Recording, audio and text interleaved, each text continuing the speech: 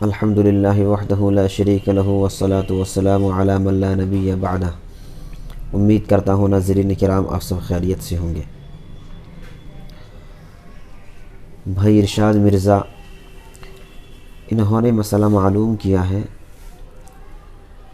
یہ ایک سوال ہے، وہ ان سے کسی نے معلوم کیا تو انہوں نے کمنٹ کیا کہ مجھ سے کسی نے معلوم کیا ہے۔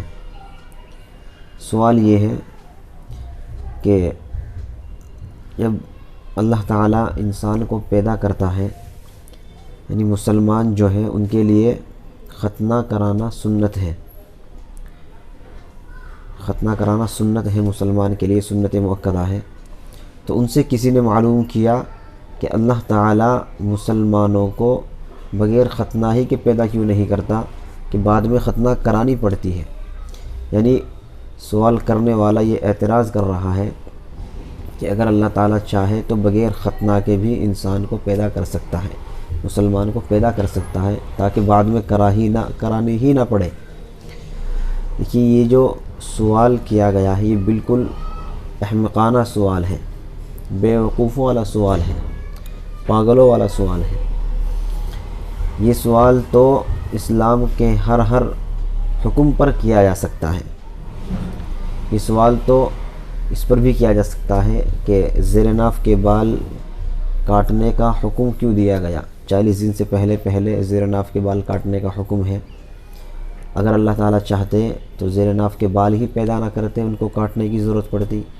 بغل کے جو بال ہیں ان کو بھی 40 دن سے پہلے کاٹنے کا حکم دیا گیا ہے۔ اگر اللہ تعالیٰ چاہتے تو بغل کے بال ہی پیدا نہ کرتے کہ ان کو کاٹنے کی ضرورت پڑتی۔ اسی طریقے سے اور بھی بہت سارے احکام ہیں جن کے اوپر یہ اعتراض کیا جا سکتا ہے۔ تو یہ میں کہوں گا بالکل پاگلوں والا سوال ہے۔ ہمیں یہ دیکھنا چاہیے کہ اللہ تعالیٰ نے ہمیں کیوں پیدا کیا۔ وما خلقت الجن والانس الا لیعبدون، اللہ تعالیٰ قرآن کریم میں فرما رہا ہے کہ ہم نے انسان اور جنات کو صرف اپنی عبادت کے لیے پیدا کیا ہے۔ معلوم ہوا کہ انسان کی تخلیق کا جو مقصد ہے وہ اللہ تعالیٰ کی عبادت ہے۔ اللہ تعالیٰ نے انسان کو اپنی عبادت کے لیے پیدا کیا ہے، اور عبادت کس کو کہتے ہیں؟ اللہ تعالیٰ کے حکم کو ماننا، اسی کا نام عبادت ہے۔ تو چونکہ ختنہ کرانا یہ بھی اللہ تعالیٰ کا ایک حکم ہے تو یہ بھی عبادت ہوئی۔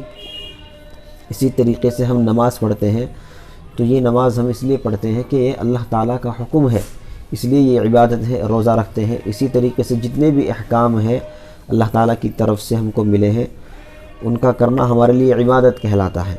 تو ختنہ بھی اسی میں سے ایک ہے۔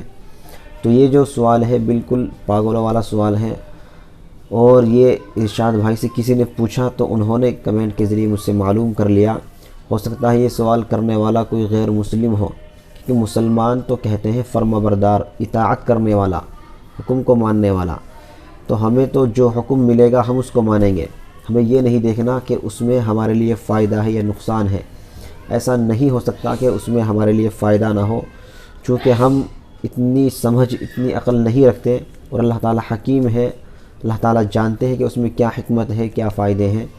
ہمارا کام ہے ماننا، اللہ تبارک و تعالیٰ کا جو حکم ہے اس کو بجا لانا، اسی کا نام عبادت ہے۔ تو اس طرح کے بیکار کے سوالوں میں نہیں پڑھنا چاہیے۔ اس طرح کے سوال مسلمان کے ذہن میں تو آنا ہی نہیں چاہیے کہ اللہ تعالیٰ یہ نہ کرتے تو ایسا ہوتا، ایسا نہ کرتے تو ایسے کرنے کی ضرورت نہیں پڑتی۔ ہمارا کام ہے اللہ تعالیٰ کو راضی کرنا، اللہ تعالیٰ کی عبادت کرنا۔ اللہ تبارک و تعالیٰ دین کی صحیح سمجھ عطا فرمائے۔